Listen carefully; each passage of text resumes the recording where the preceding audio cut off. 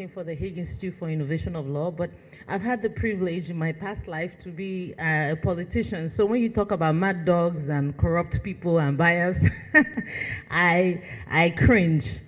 The judiciary should not be seen mingling with politicians. Who are the judiciary? They're Nigerians.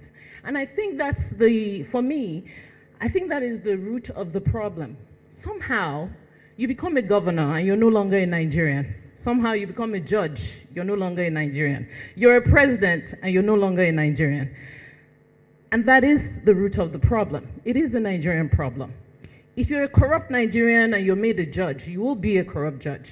If you're a corrupt Nigerian and you become a SAN, you will become a corrupt SAN.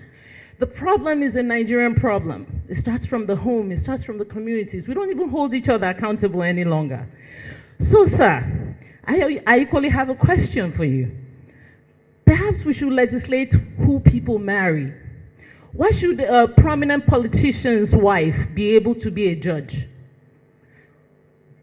It should be against the law.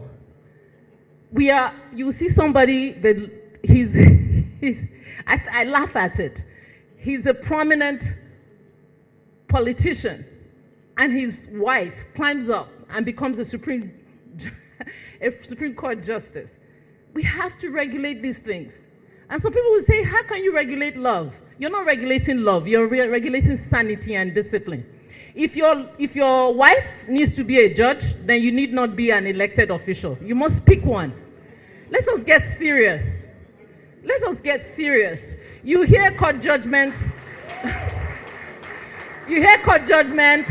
and the judge sitting there is the wife of a senator, and the senator comes on the floor of the Senate and tells us, well, in the bedroom, I have negotiated for some of you, and we laugh. So I'm calling on all of us, because I was talking to my friend, Dr. Gash. I was saying to him that the simplistic response to all of our problems is to blame the judiciary. The simplistic solution to all our problems is to blame politicians.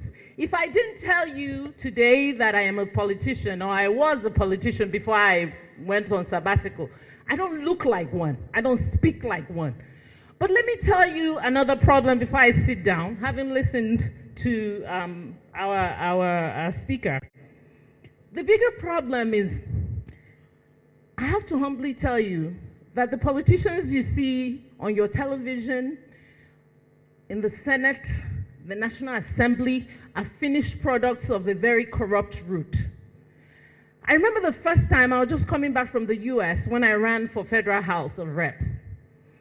I went to one of the delegates' house, and I must say this with all sense of humility. The man couldn't speak English, was a secondary school dropout, was riddled with poverty. I was trying to understand, how can this man gauge if I'm good enough to represent him? I could barely sit on his seat. The house was filthy. All of you politicians know what I'm talking about. But multiple people like him were responsible to vote for who was going to represent them. And then you wonder what is wrong.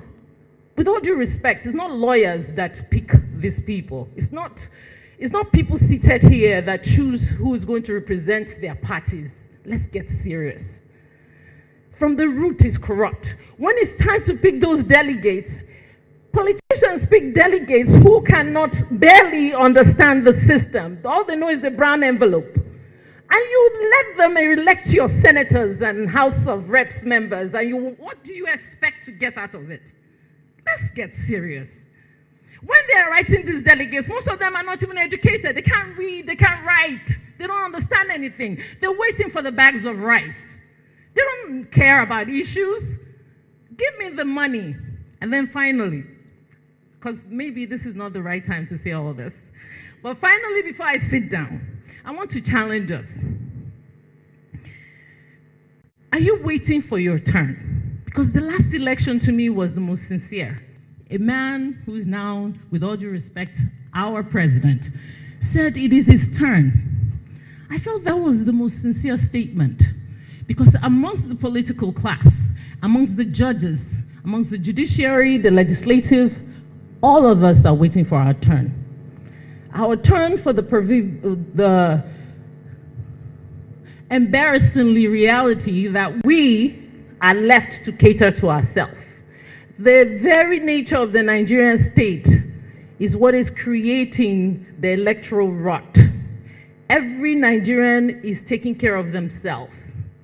So when you are elected, when you're looking for office, you're looking for a means to take care of yourself. Pay school fees, pay for your electricity, pay for water, pay for the road, pay for everything. Even your security you pay for. So tell me, how can you elect me and expect me, who is coming from my own slice of the national cake, to protect yours? The problem is all of us sitting here and those sitting out there. It may be simple to hold the judiciary responsible, but what I hold them responsible for, with all due respect, is before you became a judge, you were a Nigerian.